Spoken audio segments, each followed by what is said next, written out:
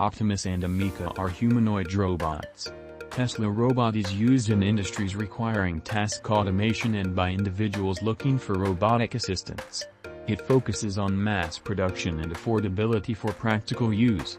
Ameca Robot is targeted toward researchers, educational institutions, and organizations interested in studying or showcasing human-robot interaction. Tesla Robot aims to revolutionize labor with robots performing functional tasks. Ameca Robot is interaction-focused and aims to advance human-like communication and emotional engagement with machines. Tesla Robot is still in prototype development, with ongoing testing and improvement. It demonstrates basic walking, object handling, and simple task execution. Ameca Robot is fully functional and publicly demonstrated, though not designed for commercial use. It is available for rent or purchase as a development platform for AI and robotics research.